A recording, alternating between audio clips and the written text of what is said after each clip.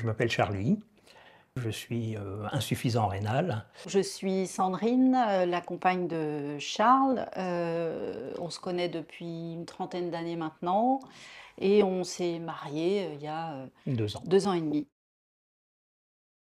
L'engrenage s'est mis en route, hein. Je suis passé donc chez une néphro qui m'a dit que j'allais être vraisemblablement greffé à terme. Donc au changement de néphrologue, elle m'a dit ben, de toute façon, c'est irrémédiable, vous allez arriver en phase terminale. Phase terminale, pour moi, ça a été un drôle de mot. Phase terminale, pour moi, c'est la mort. On va vous faire une fistule. Le cathéter, ça se voit sous la chemise. La péritonéale se voit également sous la chemise, parce que j'étais souvent en chemise dans le cadre de mon travail. Donc j'ai fait la fistule et elle a tenu 5 ans avant d'être utilisée. Juin 2019, on m'a dit, bon ben voilà, vous êtes en phase terminale, il faut que vous soyez dialysé. Et j'ai été dialysé pendant 4 ans et demi. C'est vrai que moi j'avais dit non, pas d'hôpital à la maison, parce qu'il y avait aussi une contrainte de place, tout simplement parce que les volumes des produits, du matériel, il faut donc un certain nombre de places dans notre lieu de vie. Et là, en l'occurrence, ce n'était pas envisageable du tout. Et puis, c'était aussi un moyen pour Charlie comme pour moi et notre fils de couper cet environnement hospitalier, médical. Et puis il y a le fait aussi que comme c'était de l'hémodialyse, ça veut dire piquer, ça voulait dire aussi peut-être accompagner le patient. Et ça, pour moi, c'était pas possible du tout. La relation que j'ai pu avoir avec les soignants, sur une première phase, ça a été vraiment le patient, le soignant, point barre, quoi.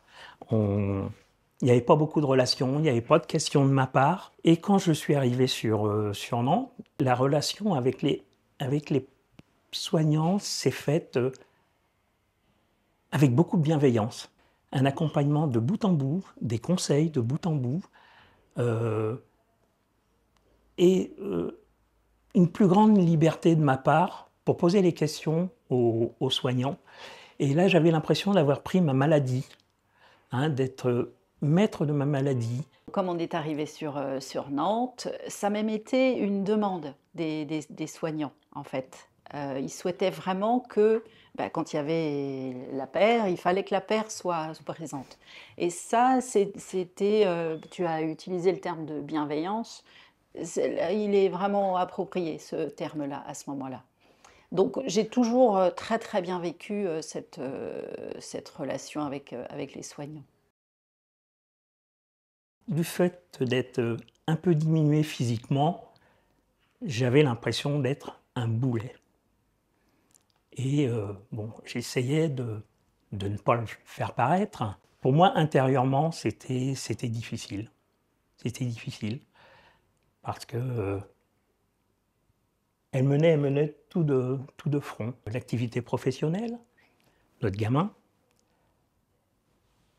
et puis et moi par-dessus tout ça, quoi. Et donc pour répondre à votre question de tout à l'heure par rapport à du fait si je m'étais mise un petit peu de côté, ignorée, et cetera, oui, complètement, en fait. Il y a eu un petit peu malgré tout, et c'est dommage, de mise de côté de la santé, les bilans, on verra ça plus tard, et cetera, et cetera. Le plus difficile de mon côté, c'était avant, enfin toute la, comment dirais-je, la dégradation, le mal-être, et cetera, qu'il pouvait vivre avant l'annonce de l'insuffisance rénale terminale.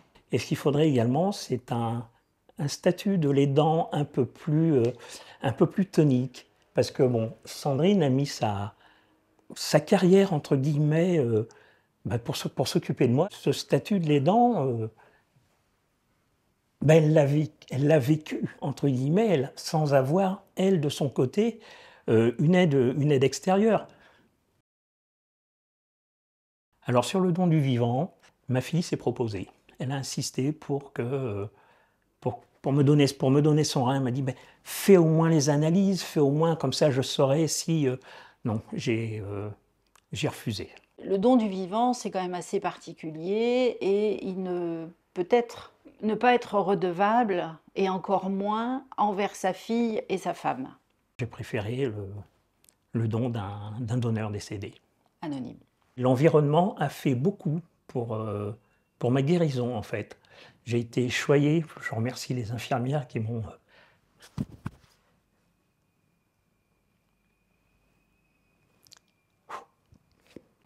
accompagné à ce moment-là. Et aujourd'hui, ben, je me sens libre, beaucoup mieux, content d'être là, content d'avoir une vie sociale à nouveau.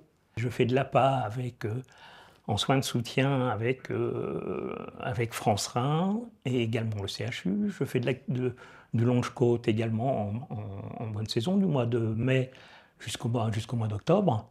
Quand je suis rentré à France Rhin, notre présidente des Pays de la Loire m'a dit « France Rhin National organise une journée patient aidant ».